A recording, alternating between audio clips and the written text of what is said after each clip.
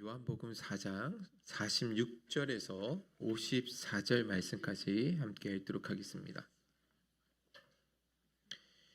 요한복음 4장 46절에서 54절까지입니다. 신약성경은 149면에 있습니다. 요한복음 4장 46절에서 54절 말씀 다 찾으셨으면 우리 한 목소리로 같이 읽어보도록 하겠습니다. 시작. 예수께서 다시 갈릴리 가나에 이르시니 전에 물로 포도주를 만드신 곳이라. 왕의 신하가 있어 그의 아들이 가버나움에서 병들었더니 그가 예수께서 유대로부터 갈릴리로 오셨다라는 것을 듣고 가서 청하되 내려오셔서 내 아들의 병을 고쳐주소서 하니 그가 거의 죽게 되었음이라. 예수께서 이르시되 너희는 표적과 기사를 보지 못하면 도무지 믿지 아니하리라. 신하가 이르되 주여 내 아이가 죽기 전에 내려오소서. 예수께서 이르시되 가라 내 아들이 살아있다 하시니 그 사람이 예수께서 하신 말씀을 믿고 가더니 내려가는 길에서 그 종들이 오다가 만나서 아이가 살아있다 하거늘 그 낫기 시작한 때를 물은즉 어제 7시에 열기가 떨어졌나이다 하는지라. 그의 아버지가 예수께서 내 아들이 살아있다 말씀하신 그때인 줄 알고 자기와 그 온 집안이 다 믿느니라. 이것은 예수께서 유대에서 갈릴리로 오신 후에 행하신 두 번째 표적이니라. 아멘. 우리 옆사람 앞뒷사람과 함께 이렇게 인사 나눴으면 좋겠습니다. 당신은 꽃보다 더 아름답습니다. 진실한 마음으로 우리 봄날인데 그렇죠? 벚꽃 구경 못 가더라도 그렇죠? 더 좋은 우리 성도님들을 얼굴을 볼 수 있어서 더 감사하고 기쁜 시간인 것 같습니다.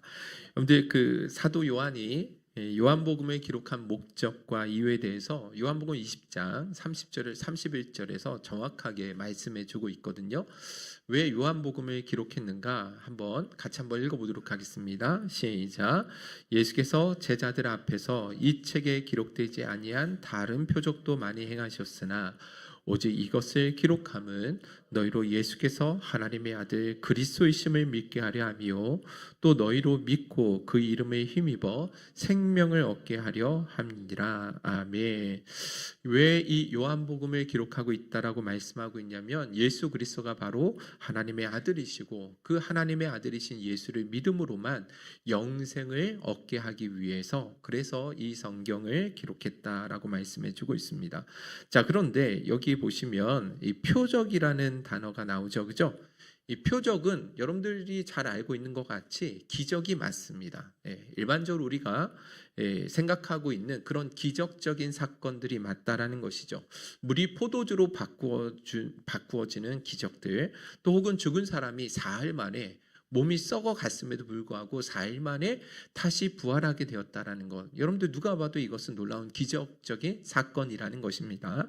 자, 그런데 여러분들 요한복음에 보시면 그것을 기적이라고 하지 않고 표적이라고 사용했다라는 것입니다.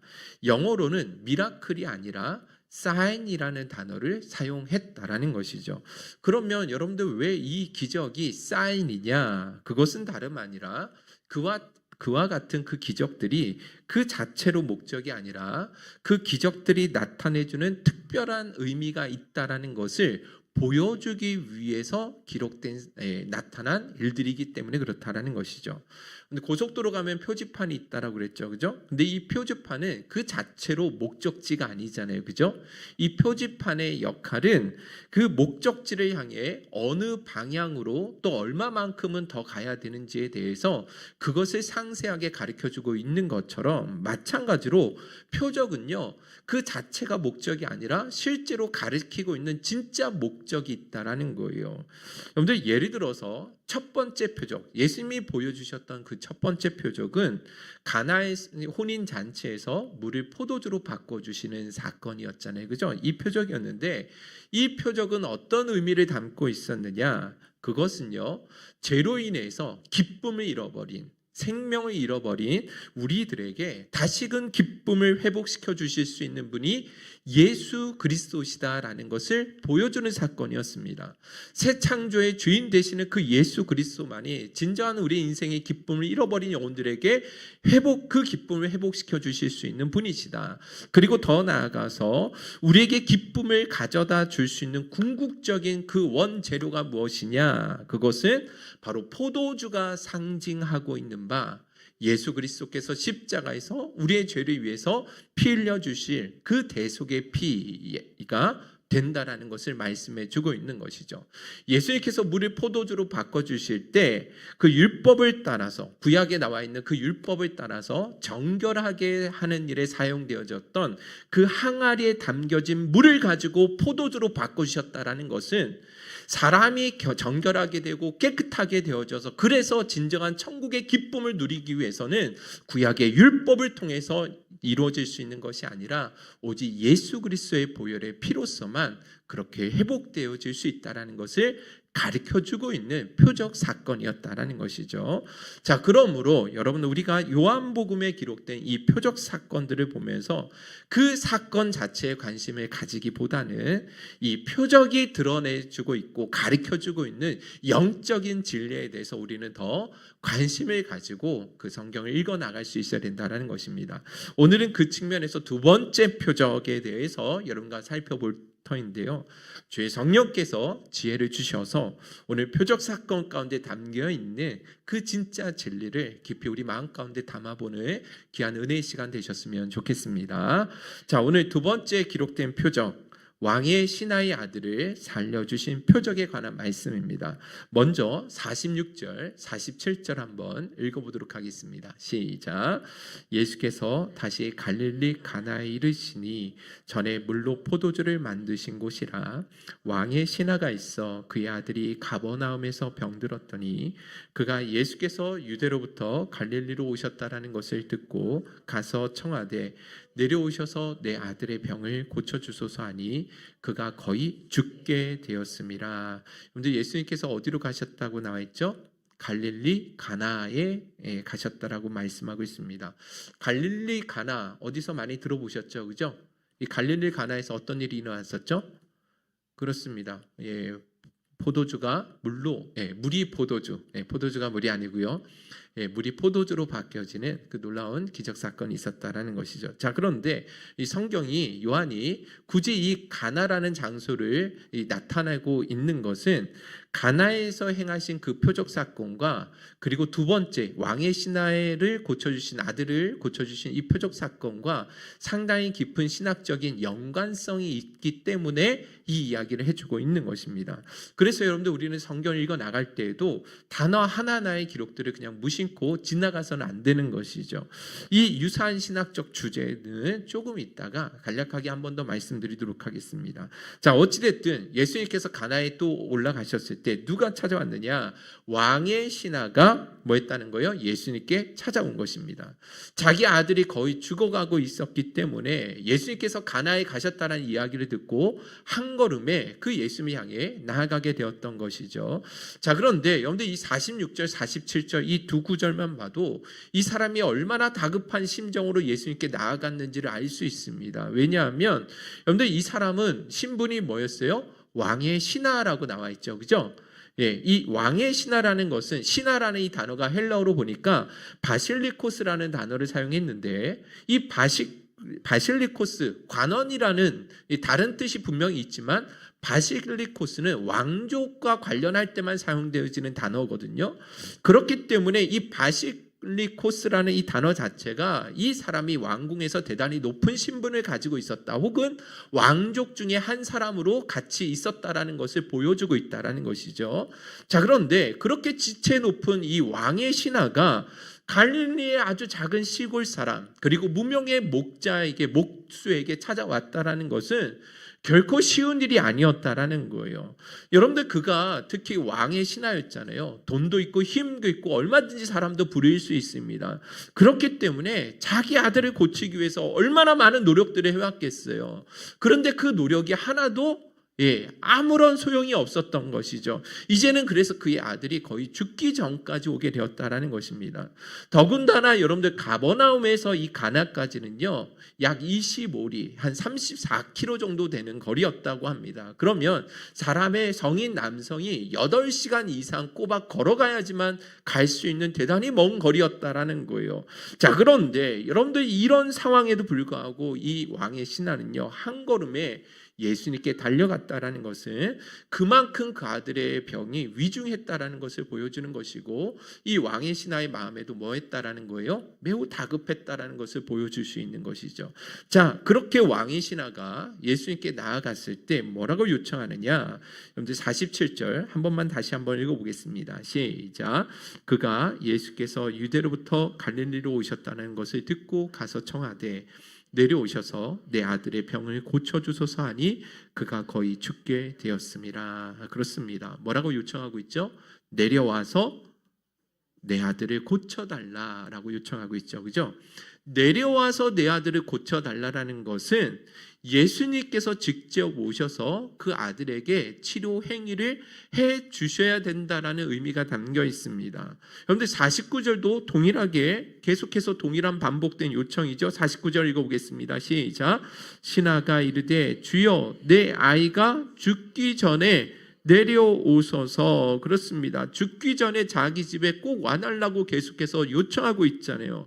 왜 이런 부탁을 하고 있습니까? 그거는요, 자기 아들이 낫기 위해서는 예수님께서 친히 자기 집에 오셔서 이 아들을 위해서 무언가 치료 행위를 해 주셔야지만 나을 수 있다라고 생각했기 때문에 그렇다라는 거예요. 자, 그런데 예수님께서는 이 사람의 요청에 뭐라고 대답하십니까? 내가 내려가서 고쳐주시겠다라고 이야기하지 않으신다라는 거예요. 50절 여러분들 큰 소리로 읽어보겠습니다. 시작.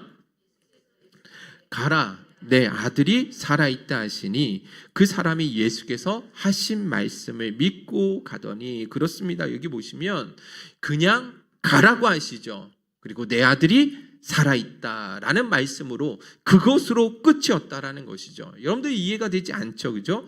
예수님께서 직접 가시지 않고 어떻게 그 사람의 질병을 고치실 수 있겠어요, 그죠? 설사 직접 가시지는 않다 할지라도 어떤 약을 다려 먹어라, 아니면 어떤 치료 행위를 위해서 어떤 행위를 해라, 뭐 이런 말씀이라도 주셔야 되는데 그런 일체의 말씀은 아무것도 하지 아니하시고 뭐라고 하세요? 그냥 가라고 하신다라는 거예요. 내 아이가 살아있다라고 말씀하신다라는 것이죠. 그러면 여러분 이 말씀을 듣고 누가 순종할 수 있겠어요? 순종하기가 당연히 어렵지 않겠습니까? 근데 놀라운 사실은요, 이 신하가 그대로 순종한다라는 거예요. 여러분들 50절에서 53절 우리 마지막으로 한 번만 더 읽어봅시다. 시작. 예수께서 이르시되 가라 내 아들이 살아있다 하시니 그 사람이 예수께서 하신 말씀을 믿고 가더니 내려가는 길에서 그 종들이 오다가 만나서 아이가 살아있다 하거늘 그 낫기 시작한 때를 물은즉 어제 7시에 열기가 떨어졌나이다 하는지라. 그의 아버지가 예수께서 내 아들이 살아있다 말씀하신 그때인 줄 알고 자기와 그 온 집이 다 믿으니라. 그렇습니다. 예수님의 말씀을 믿고 순종하며 집으로 내려가다가 누구를 만나요? 자기 종들을 만났는데 그 종들이 좋은 소식을 가지고 찾아왔죠. 아들이 살아나게 되었다라는 소식을 듣게 되었습니다. 그래서 이 왕의 신하가 그 나은 시간을 알아보니까 언제였어요? 예수님께서 살아있다라고 말씀하셨던 그 시간과 동일했다라는 것이죠. 그래서 그와 그의 온 집안이 어떻게 됐다고요? 모두가 예수를 믿게 되었다라는 것, 이것이 가나에서 보여주셨던 두 번째 표적 사건이었다라는 것입니다. 자, 그러면 여러분들 이것이 두 번째 표적 사건이다라고 말씀해 주고 있잖아요. 그러면 이 표적 사건은 대체 무엇을 우리에게 가르쳐주고 있는 것인가? 어떤 의미를 담고 있는 사건이었느냐? 두 가지로 이야기할 수 있습니다. 첫 번째, 우리 다 같이 한번 읽어볼게요. 첫째, 시작. 예수님은 말씀만으로도 치유하실 수 있는 하나님이심을 나타냅니다. 여러분들 이게 어떤 의미냐면, 여러분들 예수님 당시에는 주술사 혹은 점치는 사람들, 박수무당이요 병자들을 많이 고치는 시대였습니다. 예, 오늘날처럼 현대의학이 거의 없는 시절, 또 병의 원인을 과학적으로 밝힐 수 없는 시대였잖아요. 그렇죠? 그렇기 때문에 예, 박수무당이나 주술사들, 점술가들이 병자들을 고치는 일들을 상당히 많이 했다라는 것이죠. 자, 그때 박수무당이나 주술사들이 병자들을 치료할 때 어떻게 했어요? 어떻게 했을까요? 주문을 외운다거나 혹은 환부의 손을 대어서 기도한다거나 아니면 어떤 의식 같은 것들을 행함으로써 그렇게 병자를 치료했다라는 것이죠. 여러분들 우리나라도 여러분들 기억나십니까? 지금이야 의학이 많이 발달됐지만 여러분들 100년 전만 해도 중환병이 나면 누구에게 찾아갔어요? 우리나라 사람들은? 네? 우리 조상들은 누구에게 찾아갔어요? 그렇죠. 무당에게 찾아가잖아요. 그러면 그 무당들이 이 병자를 고치기 위해서 뭐 하죠? 그렇습니다. 구술하는 거예요. 무당에 찾아가면 구술하거나 환부에 손을 얹어놓고 기도를 한다거나 혹은 주술을 써서 그것을 다려서 먹게 하는 그런 일들을 행하지 않았냐라는 거예요. 여러분들 구약의 나만 장군 여러분들 아시는지 모르겠지만 이 사람이 자신의 문둥병의 문제로 아무리 효험하다는 의사들을 다 찾아보고 어떤 약을 먹어도 낫지 않으니까 누구에게 찾아가느냐? 그 이스라엘 땅에 아주 훌륭한 엘리사라는 선지자가 있는데 이 사람이 병을 낫게 한다라는 거예요. 그래서 왕의 허락을 맡아서 엘리사 집에 갔더니 엘리사가 집에 나오지도 않습니다. 밖으로 나오지도 않아요. 그냥 종을 한 명 딱 보내가지고 요단강에서 뭐 하라고 그래요? 7번 그냥 몸을 씻으라고 하잖아요. 그러니까 이 나만 장군이 뭐 했어요? 너무 화가 나가지고 집으로 돌아가는 거죠. 왜 그렇게 화가 났느냐? 열왕기하 5장 11절에 이 사람이 뭐라고 이야기합니까? 우리 한번 읽어보겠습니다. 시작. 나만이 노하며 물러가며 이르되 내 생각에는 그가 내게로 나와 서서 그의 하나님 여호와의 이름을 부르고 그의 손을 그 부위 위에 흔들어 나병을 고칠까 하였도다. 그렇습니다. 이 나만 장군이 왜 화냈냐면 적어도 이 병을 고치기 위해서는 엘리야가 자기한테 나와가지고 서서 하나님의 이름을 부르면서 환부의 손을 대고 흔들어서 그렇게 내 병을 낫게 해줘야 되는데 나아보지도 않고 이상한 데 가서 씻으라고 하니까 화가 날 수밖에 없는 거잖아요. 그러니까 여러분들 이 말씀 안에 보면 당시에 병자들을 치료하던 방식이 어떠했는지를 정확하게 보여주고 있잖아요. 그래서 여러분들 오늘 성경에 나오는 이 왕의 신하도 예수님께 나와서 뭘 요청했던 거예요? 빨리 내려와 달라. 자기 집으로 속히 내려와 달라고 요청하고 있는 것입니다. 자, 그런데 예수님은 어떻게 행하셨느냐? 직접 가시지도 않죠. 환부의 손을 대시는 것도 아니었어요. 어떤 주술이나 의식도 치르신 것이 아니었다라는 거예요. 다만 뭐라고 하십니까? 가라, 내 아들이 살아있다라고 말씀하신다라는 거죠. 그리고 그 말씀에 순종하여 내려갔더니 그 아이가 살아나게 되었다라는 거예요. 그런데 이 표적 사건이 무엇을 보여주는 거예요? 예수님은요, 말씀으로도 얼마든지 병자들을 치료하실 수 있는 하나님이시다라는 것을 명확하게 보여주고 있는 것이죠. 그런데 요한복음 1장은 처음부터 그 이야기를 해주고 있는 거예요. 요한복음 1장 1절에서 3절 말씀, 여러분들 잘 아시죠? 우리 큰 소리로 한번 읽어보도록 하겠습니다. 시작. 태초에 말씀이 계시니라. 이 말씀이 하나님과 함께 계셨으니 이 말씀은 곧 하나님이시라. 그가 태초에 하나님과 함께 계셨고 만물이 그로 말미암아 지은 바 되었으니 지은 것이 하나도 그가 없이는 된 것이 없느니라. 여러분들 보시면 아시겠지만 요한은 처음부터 이 진리를 뭐 하는 거예요? 선포하고 있었고 증거하고 있었다라는 거예요. 태초부터 말씀이 계신데 이 말씀이 곧 하나님이시죠. 그리고 그 말씀이신 하나님을 통해서 온 만물이 창조가 되었다라는 거예요. 모두가 다 아는 사실 아니겠습니까? 그런데 하나님이 천지를 창조하실 때 무엇으로 세상을 창조하셨어요? 그렇죠. 말씀으로 창조하셨잖아요. 빛이 있으라고 하니까 빛이 만들어지게 되었잖아요. 그리고 땅과 바다가 나뉘라고 하시니까 땅과 바다가 나뉘게 되었다라는 거예요. 자, 그렇게 말씀으로 창조하셨는데 그 말씀이 누구시라는 거예요? 예수 그리스도시라는 것입니다. 그 예수님이 태초에 창조 때부터 계셨던 말씀이셨고 그 창조를 말씀으로 하셨던 분이 오늘 여기에서는 지금 병 들어가던 그 아이도 뭐 해주셨다? 살려주셨다라는 것을 나타내고 있다라는 것이죠. 그런데 서두에 말씀드렸던 가나라는 장소를 굳이 이야기하고 있다라고 말씀을 드렸죠. 그것은 두 번째 표적과 첫 번째 표적이 깊은 신학적인 연관성이 있다라는 거예요. 그러면 어떤 유사점, 연관성이 있느냐?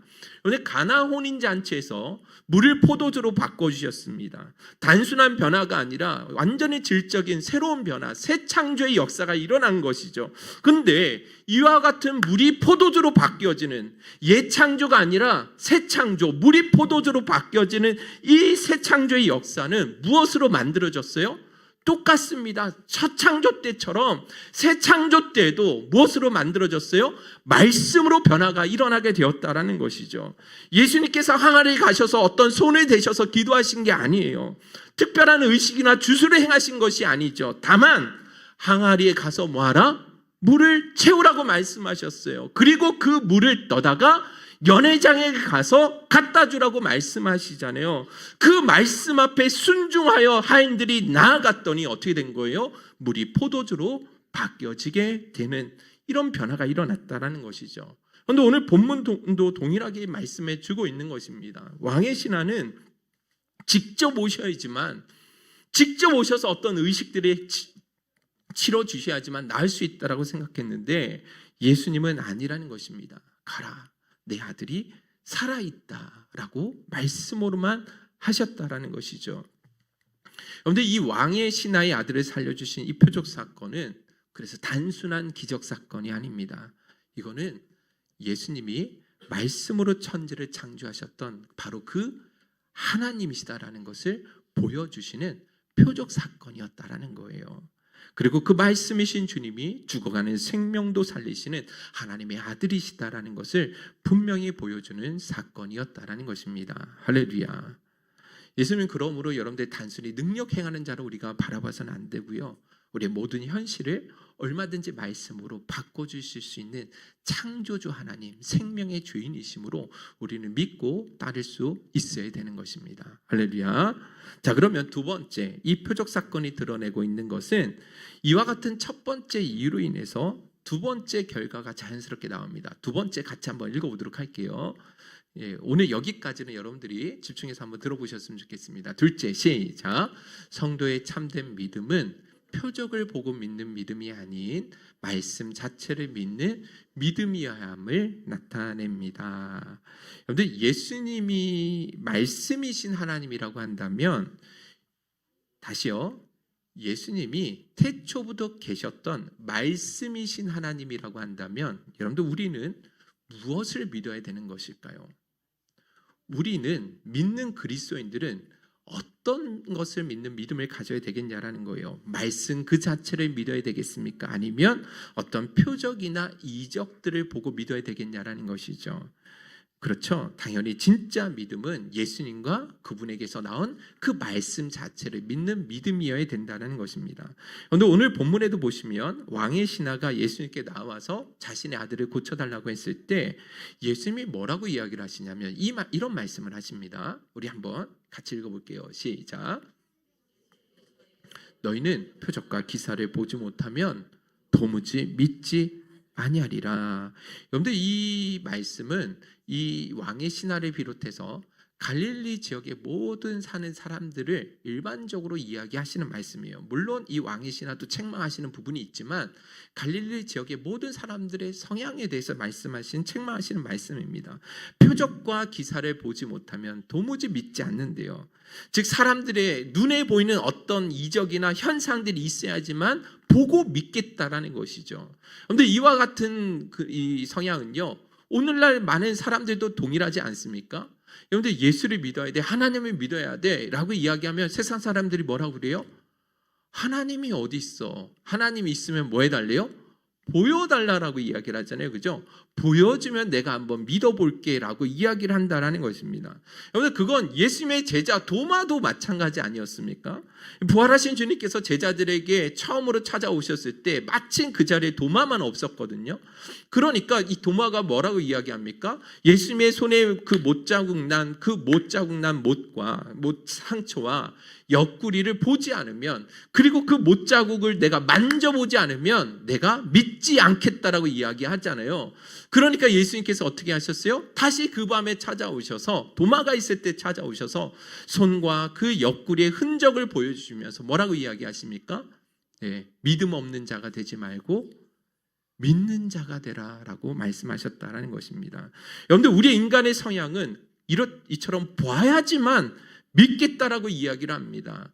자기는 대단히 합리적이고 이성적인 사람이기 때문에 보지 않는 것은 믿지 못한다, 경험하지 않는 것은 믿지 않겠다라고 이야기를 하거든요. 그런데 성경은요, 반대로 말씀해 주십니다. 보고 믿는 것을 여러분들 믿음이라고 인정해 주시지 않는다라는 거예요.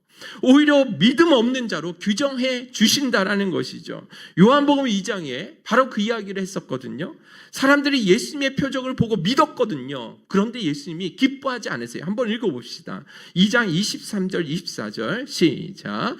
6월절에 예수께서 예루살렘에 계시니 많은 사람이 그의 행하시는 표적을 보고 그의 이름을 믿었으나 예수는 그의 몸을 그들에게 의탁하지 아니하셨다. 여러분들, 그 행하시는 표적을 믿었는데 그 믿는 사람들이 향해 신뢰하지 않으셨다라는 거예요. 왜 그런지 아십니까? 그들은요, 예수님 자신을 믿는 것이 아니라 단지 표적을 보고 믿는 믿음 때문에 그런 거예요. 이런 믿음은요, 언제든지 상황이 바뀌면 뭐 할 수 있어요? 사라질 수 있는 믿음이거든요. 여러분들 생각해 보세요. 예수님이 공생에 3년을 사셨는데 공생애 가운데 가장 많은 기적을 베풀어 주셨던 지역이 있습니다. 거기가 어디죠? 거기가 어디예요? 그렇습니다. 갈릴리 지역이에요. 갈릴리 마을이라는 거예요. 그런데 갈릴리 지역에서 예수님이 가장 많은 기적을 보여주셨거든요. 근데 가장 책망을 많이 받은 사람이 누군지 아십니까? 바로 갈릴리 지역 사람들이에요. 마태복음 11장 20절에서 23절, 우리 한번 큰 소리로 읽어보겠습니다. 시작. 예수께서 권능을 가장 많이 행하신 고을들이 회개하지 아니하므로 그때 책망하시되 화 있을진저 고라시나 화 있을진저 벳세다야, 너희에게 행한 모든 권능을 두루와 시돈에서 행하였더라면 그들이 벌써 베옷을 입고 제에 앉아 회개하였으리라. 내가 너희에게 이르노니 심판날에 두루와 시돈이 너희보다 견디기 쉬우리라. 가버나움아, 내가 하늘에까지 높아지겠느냐? 음부에까지 낮아지리라. 내가 행한 모든 권능을 소돔에서 행하였더라면 그 성이 오늘까지 있었으리라. 그렇습니다. 예수님께서 권능을 가장 많이 행하셨던, 표적을 가장 많이 보여주셨던 그 갈릴리 마을의 사람들, 고라신과 벳세다와 가버나움 같은 그 갈릴리 마을 사람들이요, 그렇게 많은 표적을 보여주셨는데 그들이 뭐 하지 않았어요? 회개하지 않았어요. 예수를 영접하지 않았다라는 거예요. 차라리 그 능력을 소돔 땅에 내가 보여주었다라면 그 소돔 사람들이 멸망하지 않고 지금도 살아있지 않겠느냐 하시면서 책망하시잖아요. 그런데 이것은 무엇을 보여주는 것인지 아십니까? 표적을 보고 믿는 그 믿음이요, 진짜 건강한 믿음이 아니라는 거예요. 그거 하나도 인정해 주시지 않는다라는 것입니다. 그래서 여러분들이 이 표적 사건을 통해서 우리에게 가르쳐 주시고자 하는 것은 무엇이냐면, 기적을 통해서, 표적을 통해서 믿음을 붙잡으려고 하지 말고 말씀을 통해서 그 믿음을 키워가야 된다라고 우리에게 가르쳐 주고 있는 거예요. 오늘 왕의 신하에게도 예수님께서 가르쳐 주기를 원하셨던 것이 무엇입니까? 여러분들, 왕의 신하 역시도 예수님과 만나기 전에는 당연히 예수님이 직접 오셔서 그렇게 고쳐주셔야 된다고 생각을 했죠. 그건 어떤 표적이 있어야지만 믿겠다라는 그 사고방식하고 다를 바가 없는 거예요. 그래서 예수님께서 예수님을 향해서 계속적으로 뭐 했어요? 집으로 속히 내려와 달라고 요구했던 것입니다.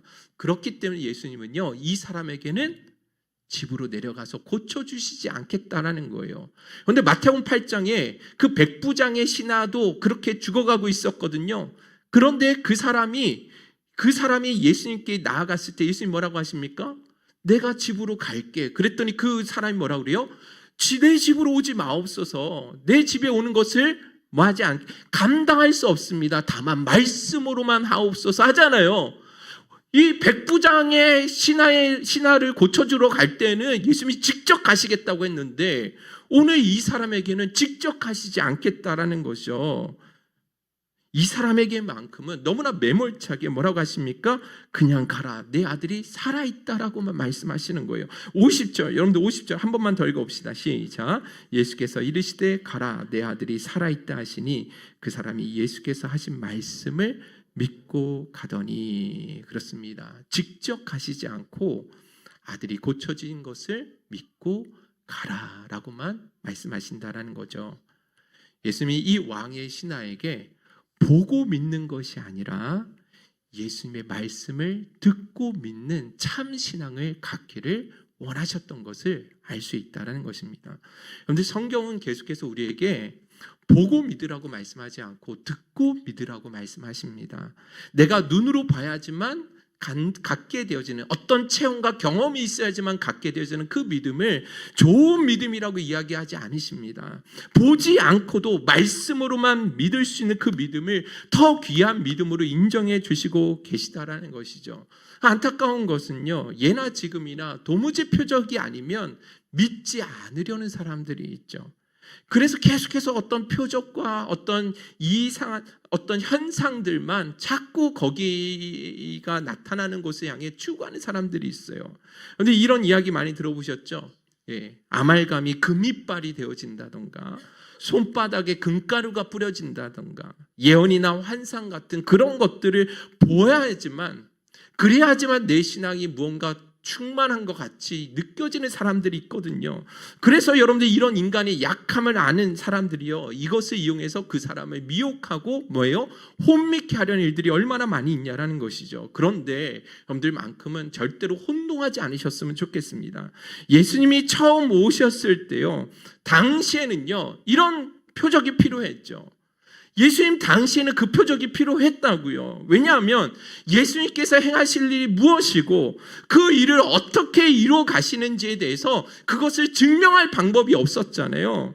그래서 예수님께서 표적을 보여주심을 통해서 구약의 약속된 메시아가 바로 나이고 내가 어떤 사역을 통해서 그렇게 구원의 완성해 나가시는지를 그 표적을 통해서 보여주실 수밖에 없었다는 것입니다. 그런데 지금은요 아니라는 거예요. 이미 성경이 완성되어져서 우리 손에 놓여져 있잖아요. 예수님이 누구신지, 그 예수님이 보여주신 그 표적들이 무엇을 의미하고 있는지, 또한 그분이 행하실 일이 우리에게 어떠한 유익함이 주어지는지 이 성경, 기록된 성경을 통해서 이미 우리에게 다 알려주셨다라는 것입니다. 할렐루야. 그러므로 더 이상 우리에게 이와 같은 표적이 더 이상 필요하지 않다라는 거예요. 물론 여러분들 오늘날 이 시대에 이와 같은 표적이 일어나지 않는다라는 것을 말씀드리는 게 아니에요. 하나님의 영혼들을 구원하는, 하나님의 백성들을 구원하는 방식은요 사람의 이성과 계획을 훨씬 뛰어넘잖아요. 초월하잖아요. 사람을 한 영혼을 구원하시는 방식이 다 다르다라는 거예요. 그래서 이런 표적적인 기적적인 사건이 일어날 수도 있습니다. 그러나 진짜 믿음을 갖기 위해서 이 표적이 반드시 필요한 것은 아니라는 거예요. 이거 의지할 필요가 없다라는 것입니다. 더군다나 여러분, 예수님 당시에 보여주셨던 이 표적들이 있잖아요. 근데 그 표적들이 실제로는요 더 깊은 영적인 의미들을 보여주시기 위해서 행하신 표적들이에요. 그런데 왜 예수님께서 소경을 고쳐주셨습니까? 왜 예수님께서 말 못하고 보지 못하는 사람들을 왜 고쳐주셨어요? 왜 걷지 못하는 사람들, 절름발이들 왜 고쳐주셨냐라는 거예요. 그건 다름 아니라 하나님을 떠나서 죄와 죽음의 노예 가운데 아무 옴짝달싹 못하는 사람들 있지 않습니까?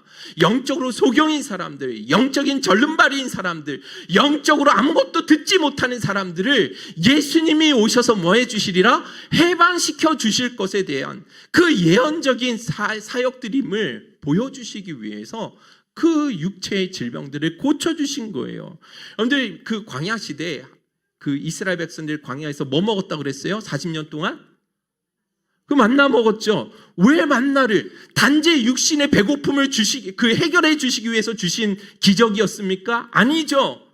너희들이 이 만나를 40년 동안 너희에게 내린 것은 사람이 떡으로만 사는 것이 아니라 하나님의 입으로 나오는 말씀을 먹어야지만 살 수 있는 존재라는 것을 가르쳐 주시기 위해서 이 기적적인 사건이 필요했던 거잖아요.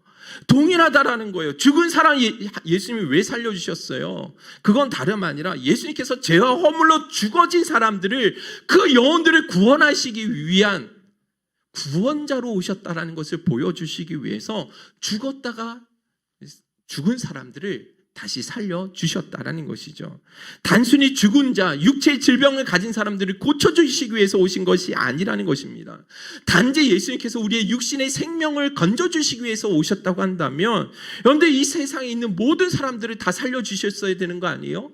다시 죽지 않도록, 영원토록 죽지 않도록 만들어주셨어야 되는 거 아니냐라는 거예요. 아니잖아요. 그런데 나사로도 죽었다가 살아났지만 다시 뭐 했어요? 죽었잖아요. 그러니까 영적인 의미에서 그 사건들을 바라보지 아니하면 사실 그 모든 아무리 특별한 기적이라 할지라도 아무런 의미가 없다라는 것입니다. 그런 측면에서 여러분들 오늘 이 말씀을 통해서 다시 한번 여러분 우리 마음 가운데 새겨야 될 것은, 우리가 표적이 아닌 말씀을 믿는 신앙을 가져야 됨을 여러분들 꼭 기억하셨으면 좋겠습니다. 내가 눈으로 봐야지만 믿겠다라는 것이 아니라, 그것이 예수님이 주신 말씀이라면 언제든지 내가 믿음으로 순종하겠다라는 그 결심이 오늘 이 말씀을 통해서 우리가 마음 가운데 새겨야 된다라는 것입니다. 이 눈에 아무 증거 아니 보여도 믿음만을 가지고서 늘 걸으며, 이 귀에 아무 소리 아니 들려도, 그 다음 뭐예요? 하나님의 약속 위에 서리라. 그렇죠. 눈에 아무것도 보이는 것이 없고 귀에 들리는 것이 없어도, 이상이 보이지 않는 현상이 없다 할지라도 끝까지 예수님과 그분의 약속의 말씀을 믿고 걸어가는 삶, 이것이 진짜 우리에게 요구하시는, 하나님이 인정해 주시는 믿음이다라는 것을 말씀해 주고 있는 것입니다. 그래서 보지 않고 믿는 자가 우리 주님은 더 복되다라고 이야기하셨죠. 도마에게 주님이 뭐라고 하시냐? 요한복음 20장 29절입니다. 다 같이 읽어봅시다. 시작. 예수께서 이르시되 너희는 나를 본고로 믿느냐? 보지 못하고 믿는 자들은 복되도다 하시니라. 아멘. 내 눈에 어떤 기적이 없어도, 응답이 없어도 여전히 내 삶의 주인은 여호와시오 주님이시고 주님이 나의 구원자이심을 믿을 수 있는 믿음, 이 믿음이야말로 진짜 우리 주님이 인정해 주시는 믿음입니다. 여러분들, 근데 이게 쉬운 일이 아니잖아요, 그죠? 우리는 인간이 너무나 약하기 때문에 눈에 보이지 않고 응답이 우리에게 오지 않으면 금세 어떻게 돼요? 낙심이 되죠. 원망이 일어나요. 불평하게 된다라는 거예요. 그런데 여러분들, 진짜 성경적인 믿음은 그와 같은 가시적인 현상이나 눈에 보이는 응답이 쉽게 오지 않다 할지라도 끝까지 주님을 붙드는 사람입니다. 누가 봐도 힘들고 어려운데 여전히 그 믿음의 자리를 지켜나가는 사람들, 이 사람들이야말로 진짜 하나님이 인정해 주시는 참 믿음이라는 것이죠. 그 믿음을 저와 여러분들이 다 소유하는 은혜를 누리실 수 있기를 주님의 이름으로 축원드립니다. 결론을 맺도록 하겠습니다. 성경 한 구절만 읽고 마치도록 할게요. 우리 다 같이 한번 히브리서 11장 1절 3절. 성경은 참 믿음을 이렇게 정의하죠. 다 같이 읽어보겠습니다. 시작. 믿음은 바라는 것들의 실상이요 보이지 않는 것들의 증거니, 선진들이 이로써 증거를 얻었느니라. 믿음으로 모든 생계가 하나님의 말씀으로 지어진 줄을 우리가 아나니, 보이는 것은 나타난 것으로 말미암아 된 것이 아니니라. 여러분들, 믿음이 뭐라고 정의하고 있죠? 바라는 것들의 실상이고 보이지 않는 것들의 증거다. 쉽게 말씀을 드리면 예수님의 말씀이 반드시 현실이 된다, 실상으로 나에게 다가온다라는 말씀인 것입니다. 앞으로 미래가 어떻게 될지 모르거든요. 근데 분명히 아는 것은 예수님께서 그렇게 말씀하셨다면 반드시 그 말씀이 내 삶의 실제로 실상으로 다가올 것을 믿고 그렇게 꿋꿋하게 그 믿음의 길을 걸어가는 것을 의미한다라는 것입니다. 왕의 신하, 그 믿음을 잘 보여줬잖아요, 그죠? 예수님이 살아있다 가라고 말씀하실 때 아직 눈으로 본 게 아니었거든요, 그죠? 어떤 결과가 있을지 아무것도 모른다라는 거예요. 그럼에도 불구하고 그 사람이 뭐 했어요? 믿고 내려갔다라는 것이죠. 주님이 주신 말씀이라면 그 말씀은 반드시 그대로 되어질 것이다, 내 삶의 현실로 다가올 것이다 라는 확신 가지고 다시 집으로 돌아가더라는 것입니다. 그리고 그 말씀대로 자기 아들이 살아나게 되어지는 그 은혜를 누리게 되었다라는 것이죠. 그런데 구원 얻는 참된 믿음은 표적을 통해서 얻는 믿음이 아니라 말씀을 들음으로 믿는 믿음인 줄 믿으실 수 있기를 간절히 소원합니다. 예수 그리스도와 그분의 말씀 자체를 믿을 수 있는 믿음, 이 영생 얻는 참된 믿음을 소유한 저와 여러분들이 되실 수 있기를 우리 주님의 이름으로 축원드립니다. 결단소 이 찬양하시면서 우리 한번 하나님 앞에 기도하고 결단하는 시간 갖도록 하겠습니다.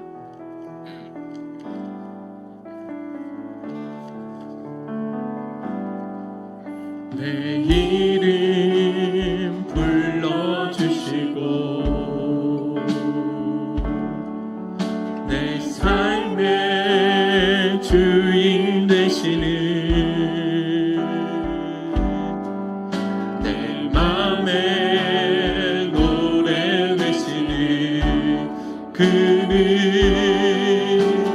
크신 나의 예수님. 다시 한번 내 이름 불러주시고 내 이름 불러주시고 내 삶의 주인 되시는 내 맘에 노래 되시는 그는 크신 나의 예수님. 삶의 무게가 내 맘을 누르고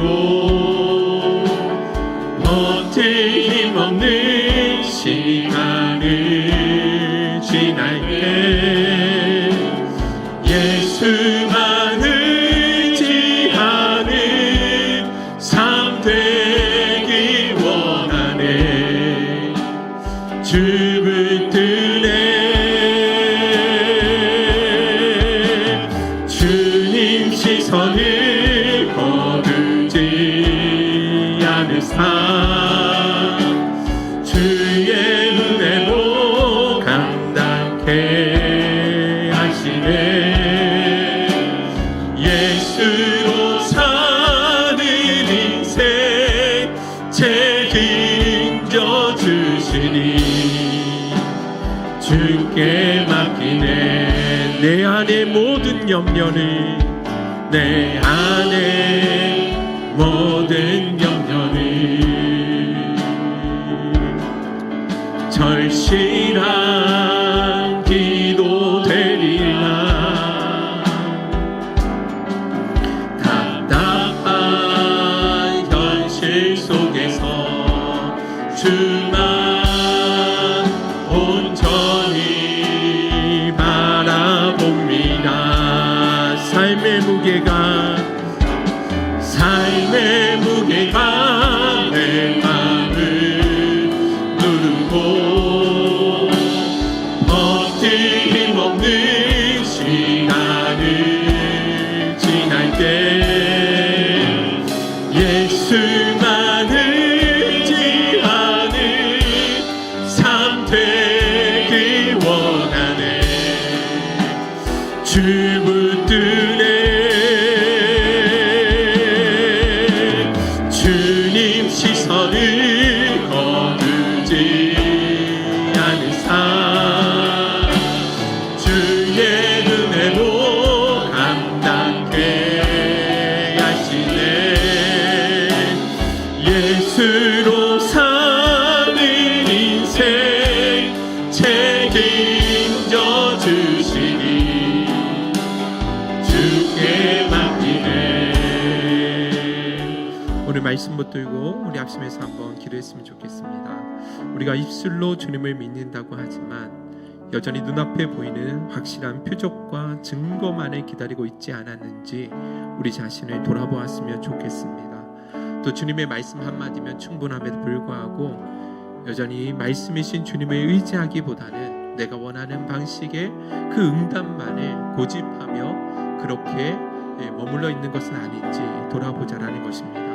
오늘 이 시간 우리가 하나님 앞에 기도하며 나아갈 때 주님 이제는 우리가 보고 믿는 자가 아니라 보지 않고도 믿을 수 있는 참된 믿음을 갖기를 원합니다.